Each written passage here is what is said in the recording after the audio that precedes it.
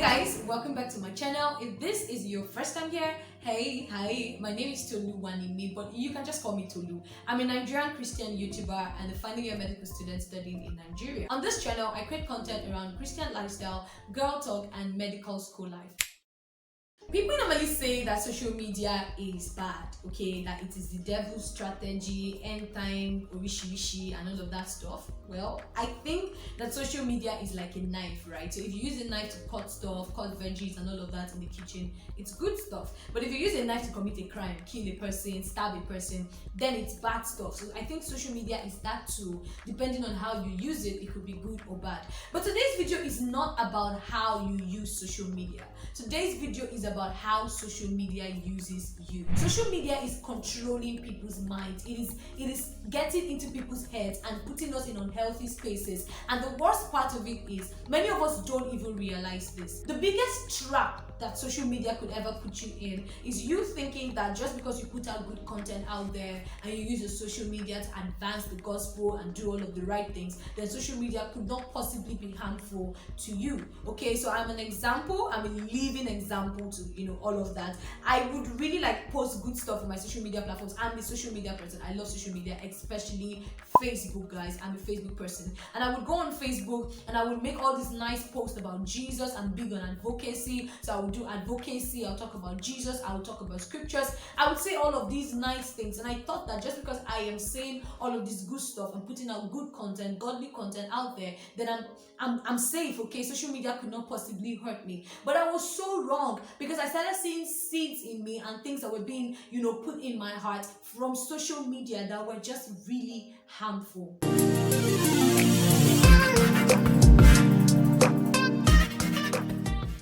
One thing that social media does is that it makes you begin to normalize certain wrong values, okay? So some of the things that you've always known were wrong suddenly become okay because it is okay on social media. So we're beginning to normalize toxic masculinity, toxic femininity. We're beginning to see marriage in the light that God didn't create it to be. Why? Because there's so much put on social media. There's so much noise. Today if it's not dear Auntie Joro, tomorrow it's that a boyfriend beat his girl for eating eggs. Funny things, like things that just don't make sense, things that are just so noisy, that are just so unhealthy. So we are beginning to normalize things that on a normal day wouldn't be normal, and we don't even realize it. That is the problem. These things are things of the world. We forget that we are in the world but not of the world, so we cannot accept everything that the world says is okay. But what social media does is that when you go out there and when you keep scrolling and you invest your life, invest your mental health, invest your mind into social media, you begin to get seeds and things sown into you that makes you normalize some of the things in the world's value system that is not exactly the system of the kingdom. Another problem with social media is addiction.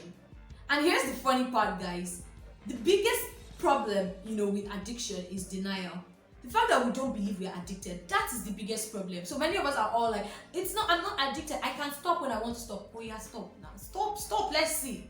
Because at the end of the day, we realize that we can't do without this social media. So many of us are always scrolling. That's the first thing we log on to in the morning. We go on Instagram, we go on Facebook. It's the last thing we do before we go to bed. So I began to find that it was the first thing I was doing in the mornings. Like, I wanted to spend my mornings with Jesus, but I would start with social media. I would do social media first. And I wanted to pray in the night, not because I was afraid of rapture or anything. I really just wanted to talk to Jesus before going to bed. But I would see that the last thing I actually really did was check Facebook or check Instagram or reply messages on WhatsApp, and I'm like, you know what, this is not healthy anymore. And you would think that it is okay, it is cool, because you are putting godly content out there, right? You are saying good things, you are telling people Jesus loves them, but at the end of the day, it is coming from a place of addiction. You are addicted. Let's face it, a lot of us are addicted to social media. We cannot live, we cannot breathe and move and have our being without social media, and we are distracted. Christians, we are so distracted. We can't have a moment with God without being distracted, without getting a pop-up, notification, or attending to one message, or replying one message, or scrolling up on social media. So 1 minute we are talking to Jesus, 2 minutes after we are online, okay, checking stuff. We tell ourselves that we just want to check different translations, online. We just want to go to Chrome or go to Opera Mini or go to our browsers and, check stuff there. I'm studying, I want to check stuff there. But what we eventually find ourselves doing is scrolling on social media. So we are complaining that God is not speaking to us. We can't hear God. We can't hear God. But we are so distracted. Our minds have become too distracted by social media. So we can't even hear when God is speaking to us because we are distracted. We're also making social media feel a void. So many of us run to social media to fill a void when we are hurt or depressed, and we actually think that we're better than people who get drunk or take alcohol anytime they're sad.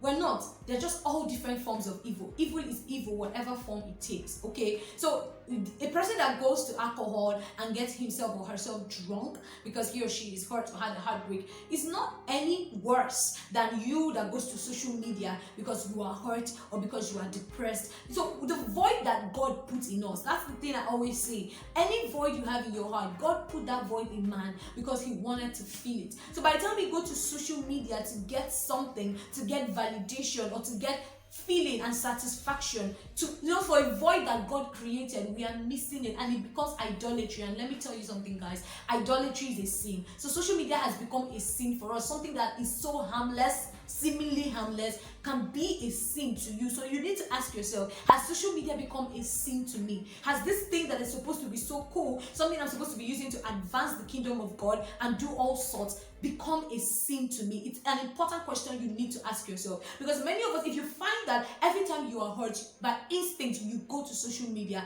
without thinking about it, you don't even talk to Jesus about it, you don't spend time with God, to deal with that problem. You go to social media to escape. You use social media as an escape. So it has become an idol. Once you find that you're doing that, you have idolized social media. You have placed it above God, and that is idolatry. And idolatry is always a sin.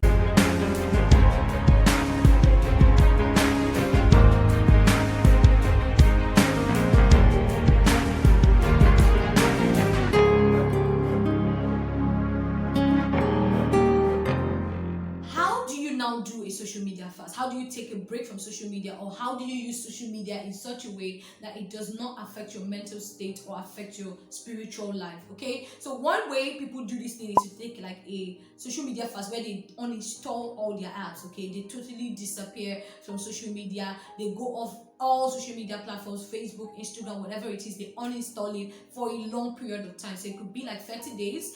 I've seen people do 30 days a lot, so you could be like 30 days social media fast, and there's a lot of videos on YouTube about 30 days social media fast, and all of the stuff they learned from things like that. But don't deceive yourself, okay? Don't tell yourself that you're just not going to go online.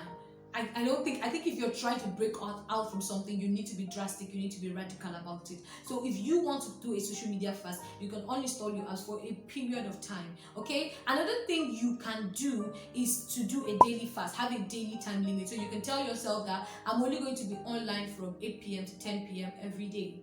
I'm not going to be online from this time to this time, or I'm going to be online from this time to this time, and then get accountability, get accountable to somebody, be disciplined, tell somebody, I plan to do this, okay, I want to be accountable to you so that I don't flop. Customize social media in such a way that it suits you. You can't control everything that comes to you, but you want to control what you can control. There's some settings you can do on social media that can actually help you. For one, you can turn off notifications. That way, until you actually go online, you don't have pop-ups. And you can do this by going to your settings. Once you go to your phone settings, go under apps, you would see, all of these options. You can turn on notifications for all of these apps. So I don't get notifications on Messenger, on Facebook. I don't see any of those things until I actually log in and come online. That's one way to discipline yourself or help yourself. Another thing you can do is to set time limit for Facebook. So Facebook has an option, under its settings, where you can set time limit. So if you can tell Facebook, I don't want to spend more than 1 hour on social media. So if you spend more than an hour, social media tells you you have reached your limit for the day. So it takes discipline to actually log off immediately. You're like, okay, I've reached my limit for the day, I'm going to log off. Another thing you want to do is to set your see first, okay? So that you see only certain people's posts first. So you identify people who are building you and who are helping you and who are actually feeding you with things that will help your mind grow and help your spirit grow, and then follow those people and set them, put them as your see first, so that when you come online, timeline, as you scroll, those are the people you see first. Those are the posts that you are fed with first. And of course, you may also want to unfollow certain people. You may want to block certain people. Okay, so whatever you do, it is important for you to be intentional, and it is important for you to guard your heart with all diligence, to guard your mind, to guard your space in every way possible. Okay, so don't make social media control you. Don't allow social media to control you. Social media is to be used, it's not meant to use you. So the question you should ask yourself today is, are you using social media, or is social media using you? And if you find that social media is using you, then you may need to take a break from that. You may need to fast from that. If you find that you're addicted to it, or you use it to fill a void, or it's making you change your value system and all of that stuff, then you may need to take a break from that. Okay guys, I hope you've been blessed by watching today's video. If you've been blessed, remember to give me a thumbs up, leave a comment, let me know what you think about today's video. And of course, if you have not subscribed yet, hit on that subscribe button and join this amazing family. I love you guys. I pray for you guys. Until I come your way next time, this is bye-bye.